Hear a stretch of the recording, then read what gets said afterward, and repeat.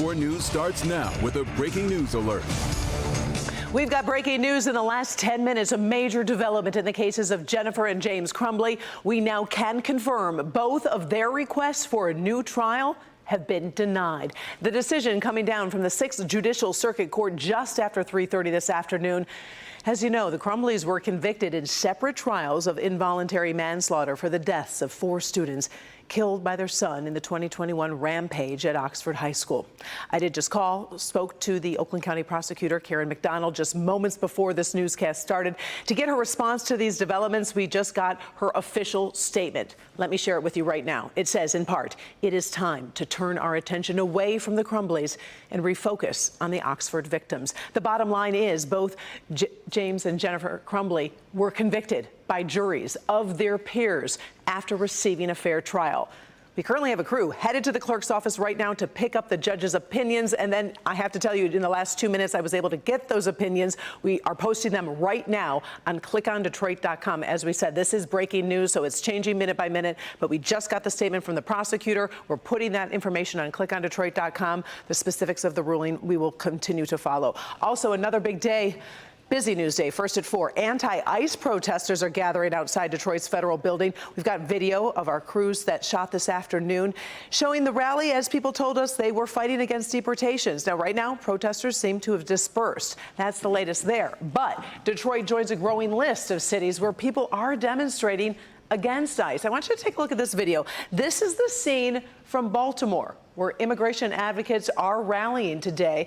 Over on clickondetroit.com, we will keep you updated on these nationwide protests. Now, to our other top story right now, the ongoing controversy in Hamtramck. 3 officials suspended right now, but one of them is facing some backlash after trying to attend a city council meeting, but then being escorted out. We're talking about suspended city manager Max Garbarino. Right now, let's send it over to Lauren. She has been trying to reach Garbarino all day long. Any luck?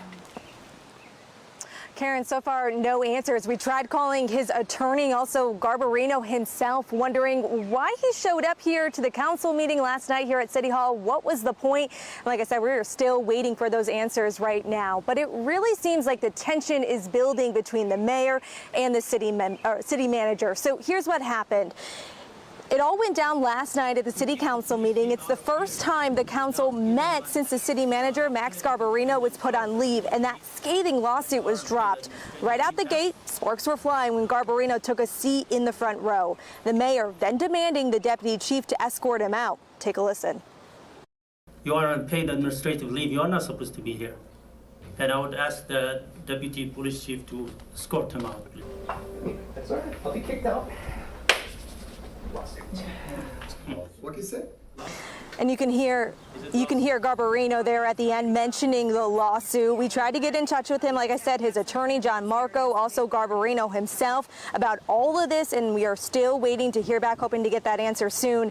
In the meantime, the city is moving forward with an independent investigation. That's something the mayor has talked about a lot. They discussed it last night at this meeting. So we're going to get into that, including who is being investigated. That's coming up tonight at 5. For now, reporting in Hamtramck, Lauren Kostick, Local 4. So many elements to this story. We appreciate your work. Thanks, Lauren.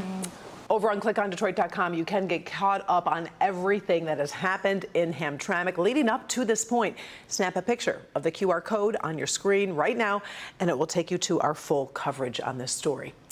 People affected by the Flint water crisis will be learning how much money they'll receive from the settlement by late summer or early fall. It was back in 2020. The state of Michigan agreed to pay $600 million to help people affected by the crisis. Now, that amount grew as Flint and local businesses added more money to help. The claims have been moving slowly since 2022. Nearly 30,000 claims are eligible for a share of the settlement. Many of the settlement claims will go to the children who were young during the crisis. Michigan Senate is moving forward with a new set of bills called the Tenant Empowerment Package. These bills would allow renters to withhold rent or fix problems themselves if the landlord doesn't fix them fast enough. So here's how it's going to work. Proposed Senate Bill 19 says if a problem is hazardous to life, the landlord has to fix it within 48 hours. Then, if the problem involves presence of mold, bed bugs, or other pests, the landlord has to fix it within 72 hours. For all the other cases, the landlord has to fix it within 30 days. And we did reach out to the Michigan GOP to hear their thoughts on these bills, but we haven't heard back yet. We'll stay on top of it. Next, the Senate will vote on whether or not to approve the proposal. Wayne County mourning the loss of Commissioner Irma Clark Coleman, who passed away at 88. She served 6 terms on the county commission, had a long career in public service, including time in the Michigan State Senate and House. She was also a life member of the NAACP, Living Water Church board member, Alpha Rho Omega chapter of the Alpha Kappa Alpha Sorority Incorporated, and so much more. A full life of public service. Tonight, local leaders are praising her dedication and her impact on the community. It is the third and final day of nurses picketing at Henry Ford Rochester Hospital. We've been following this day by day for you. Nearly 400 nurses rallied outside the hospital. They're doing that right now. They're asking for better pay, also better staffing. This comes after a 2-year-long contract battle. Henry Ford Health says it staffs its hospitals based on patient volumes, and mandated staffing ratios make it harder to adapt. Nurses on the picket line tell us they're walking off the job to make a point to the hospital system. The strike will come to an end in just under 3 hours. Cottonwood is a common allergen in the springtime. You've probably seen the pollen just flying around in your neighborhood. Cottonwood can also wreak havoc on seasonal allergies. But as Pamela Osborne explains, it can also wreak havoc on air conditioning units.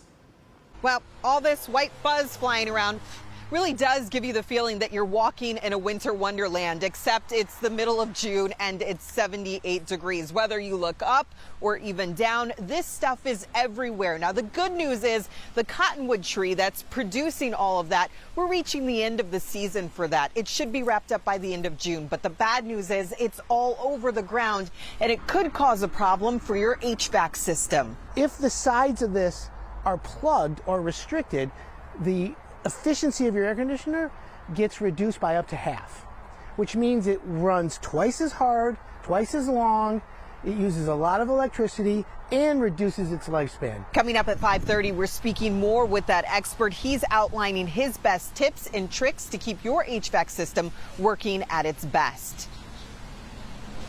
We appreciate it. Thank you, Pam. Taking a live look outside. It's warm. It's summer.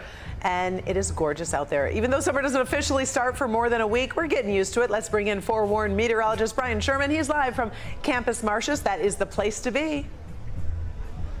Yeah, that's right, Karen. Summer starting to get in full swing here in Metro Detroit. Certainly feels like it if you've been outside at all today. Lots of sunshine, warm temperatures, and the beach here at Campus Martius officially open. Tonight would be one of the nights to get outside and enjoy dinner outside.